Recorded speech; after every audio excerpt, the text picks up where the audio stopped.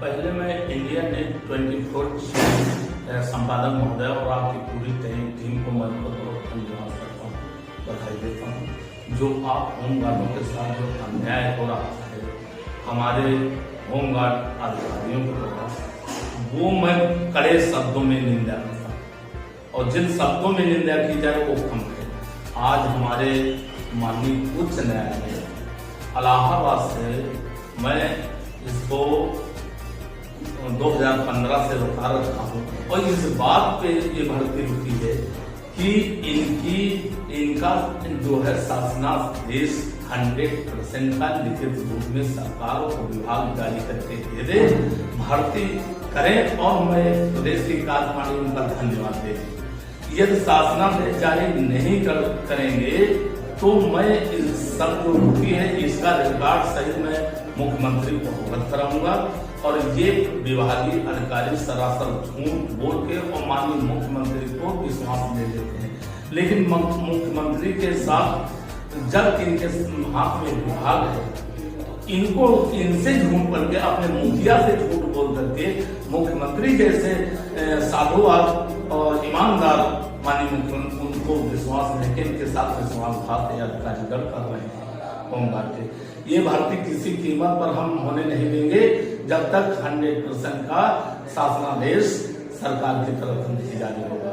Home guard जवानों के हित में कि उनको हर थानों में बैरक दी जाए और उनको वर्दी का 3000 रुपये दिया जाए, तो क्या जवानों को बैरक मिली है और उनको 3000 रुपये वर्दी के नाम पे मिला है?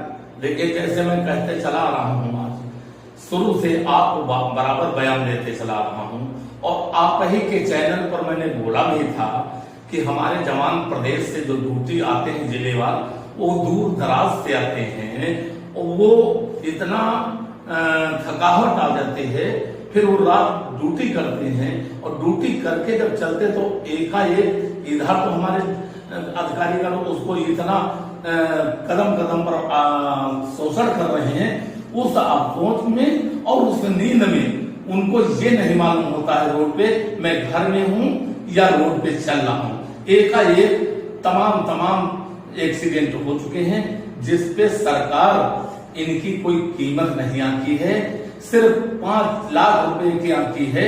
क्या ये हम जिंदा रहते हमारा हक 5 लाख का बना है और जबकि वही वर्दी, वही सब कुछ, वही सुरक्षा व्यवस्था, पुलिस कांस्टेबल अगर तो उसको करोड़ों रुपया दिया जाता है और वही होमगार्ड को जैसे एक मक्खी मर जाती है वैसे ना अफसोस हमारी सरकार करते है ना अधिकारी हमारे होमगार्ड के किसी प्रकार।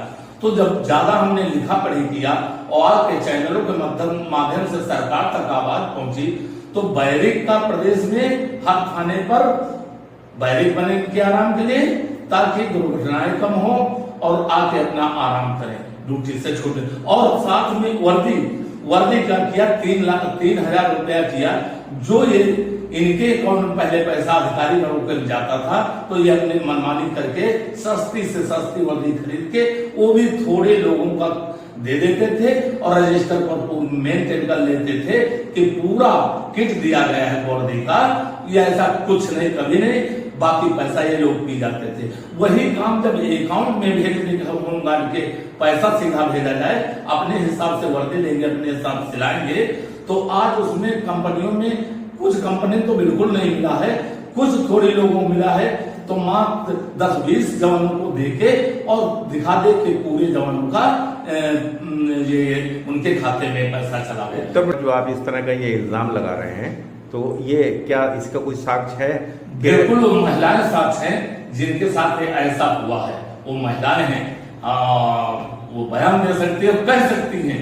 मैं वादे के साथ कहता हूँ, मैं जब बोलता हूँ जब साक्ष्य होता है तब बोलता। कुछ महिलाओं का नाम ले सकते हैं आप उनका? जैसे विनीता है और ट्रैफिक लाइन और कई औरतें हैं जो उन्होंने वहां बुलाया गया, उनको नहीं सिलेक्ट किया गया, वही कहे जुबानी अपनी कि जो खूबसूरत थी उनको छांट लिया गया और हम लोग हमारे साथ अन्याय हुआ और हम ट्रेनिंग कई किए, फिर भी हमको लौटा दिया गया और उनको यहाँ तक सेलेक्ट करके कहा जहां ड्यूटी करना, सादी वर्दी में ड्यूटी करना।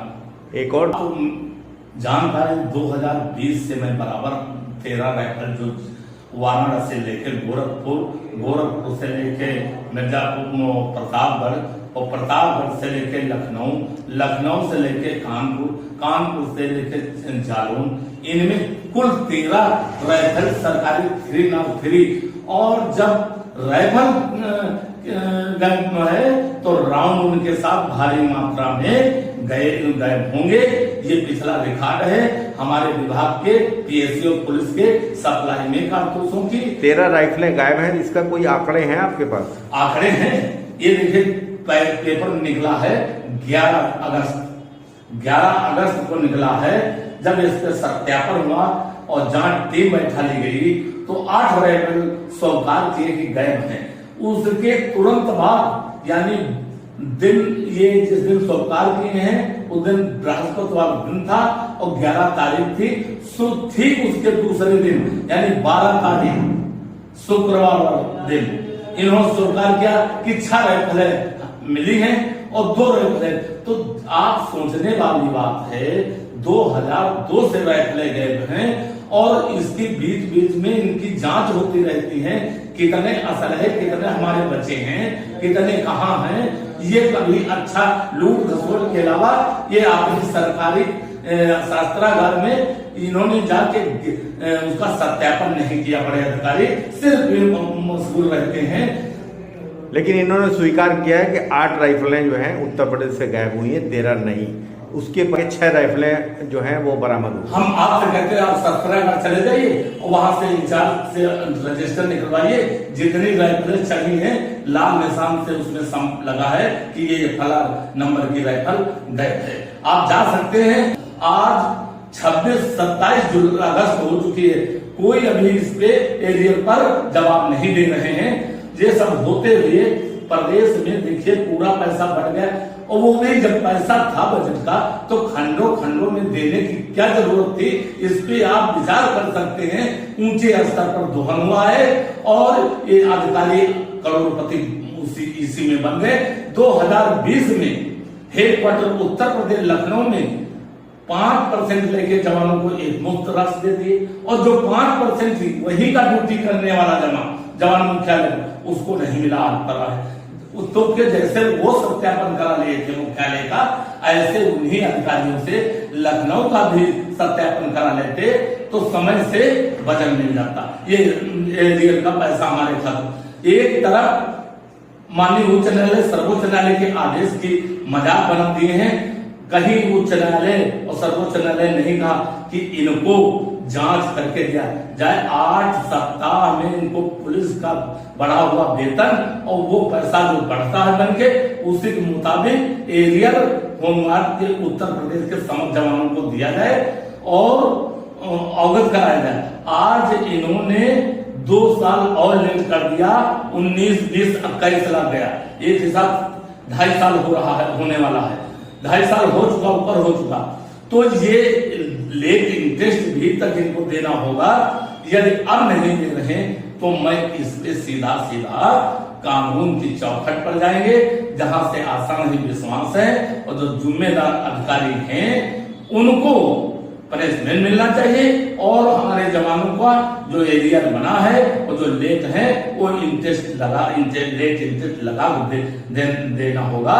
और मैं ये कहूंगा आज इतना बड़ा घोटाला हुआ है इस विभाग में, यही कारण है कि एक जवान 3 जगह ड्यूटी एक समय एक डेट लगाया गया, वो फंस रहे। जबकि हमारे अतुल कुमार कमांडेंट जान रहे हैं, वो कई लेटर सरकार को विभाग दे दिए हैं कि मुझे ट्रांसफर यहाँ कर दिया जाए, क्योंकि मैं IAS की तैयारी कर रहा हूँ। वो ये घुमा कह रहे हैं, लेकिन वो बहुत बड़ा भ्रष्टाचार देख रहे हैं। आज हम फंसेंगे, मुझे फंसाया जाएगा और हमें जेल की सलाखों के पीछे जाना होगा। ये कारण है यहाँ से वो भागना चाहते हैं अधिकारीगण इनको यहाँ से, और सरकार इनको रिलीव नहीं कर रही है यहाँ से। तो यहाँ बेईमान चाहिए, ईमानदार कमांडेंट नहीं रुक पाता हो। और वैसे अगर माननीय मुख्यमंत्री ये जो राइफल गायब हैं इन पे संज्ञान ले लेते और जो ये मास्टर रोल के मिश्रा ADC के द्वारा नदिया में ले जा गड्ढा फेंक दिया, वो भी 34 महीने का। वो मास्टर रोल मिल नहीं रहे, लेकिन हमारे कमांडेंट अतुल कुमार उसको छुपाए हैं, अवगत नहीं था। यही कारण है लेट हो रहा। तो हमारे गाढ़ी कमाई का पैसा हमारे जवानों का लूटे खाए ये लोग हैं, अरबपति बन गए, और हमारा जवानों को घर में नमक रोटी नहीं चल पा रहा, उनका पैसा गाढ़ी कमाई का समय से नहीं दिया जा रहा। ये बर्दाश्त के बाहर है। और बार बार मैं अफसोस है कि माननीय मुख्यमंत्री लखनऊ, जिनके हाथ में विभाग, इनकी नाक के नीचे इतना बड़ा भ्रष्टाचार हो रहा, तो ये बड़ी सोचने वाली है बात है कि मुखिया से हमने बहुत विश्वास किया था कि हमारे माननीय मुख्यमंत्री इन भ्रष्टाचारियों को अब इनके पर लगाम लगेगी, और ये जो लूटे खाए हैं इनको जेल जाना होगा।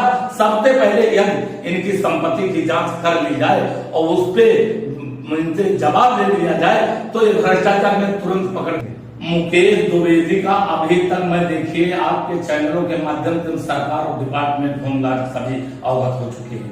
अभी मैं लिखे नहीं भेजा था, आज उस लेटर को तैयार कर लिया गया है। और जो इन्होंने भर्ती के समय मार्कशीट अपनी दाखिल किया है पत्रांक संख्या 1295 पर, जब मैं बेसिक विद्यालय जसवंत सिंह विद्यालय जो अतरौली जनगांव में स्थित है, इन्हीं के गांव में जो कराते हुए इनकी रिकवरी करी जाए। जिन्होंने साथ दिया है उनके ऊपर भी इससे बड़ी धारा होनी चाहिए, इनकी रिकवरी होनी चाहिए। जिन्होंने बड़ी भूमिका निभाई, अपनी रिश्तेदारी निभाई है, तो मैं कहूंगा इनकी रिकवरी, और कई धाराओं में 420 लेके कई धाराओं में मुकदमा दर्ज करते हुए और जेल की सलाखों के पीछे भेज दिया जाए। और मैं कहता हूं यदि इसी तरीके जांच कर ली जाए तो 30 से 40% तक फर्जी मार्कशीटें लगा के और ये विभाग के अधिकारी पैसा को पी रहे, और इधर मुकेश द्विवेदी झूठा अध्यक्ष मानते हैं, जिनकी लेटर पैड लेके कई ईमानदार अधिकारियों को सस्पेंड करवा चुके हैं, और उसी लेटर पैड पे मेरे एरियर को दिया है कि एरियर न दिया जाए, ड्यूटी बढ़ा दी जाए। तो वो ये ना पटिशन में थे, कुछ नहीं थे, इनका कौन सा अधिकार हमारे जवानों के साथ। ये शुरू से जब तक वैतनिक नहीं सताया है, वही से ज्यादा पैसा इसने होमगार्डों से कमाया है झूठ बोल करके। अब पाप का घड़ा भर चुका है, इन गरीबों को लूटा है। अब इनको रावण जैसे कोई नहीं बचा रावण के परम, ऐसे ही होगा इनका हाल होगा। तो ये थोड़े दिन की झूठ फैलाव की लूट घसोट की थोड़े दिन चलता है, इसके बाद उसकी सारी दुर्गत हो जाती है। तो मैं माननीय मुख्यमंत्री और इन अधिकारियों से करता हूं इसकी जांच कराते हुए, और तुरंत इनको पहले नोटिस पकड़ाई जाए और इनको बर्खास्त करते हुए जेल भेजा जाए। मैं यही को खत्म करने के लिए, और उधर पैसा विभाग से मिलता और इधर इसका कमीशन बना, यदि नहीं माना तो मैं इसके खिलाफ मुकदमा जरूर दर्ज करवा देंगे। और ये शोषण इस चीज को घोर विरोध करती है, और जिन शब्दों में निंदा की जाती है वो कम है। मैं माननीय मुख्यमंत्री जी से मांग करूंगा कि इस पे भी विशेष ध्यान दें। जय हिंद।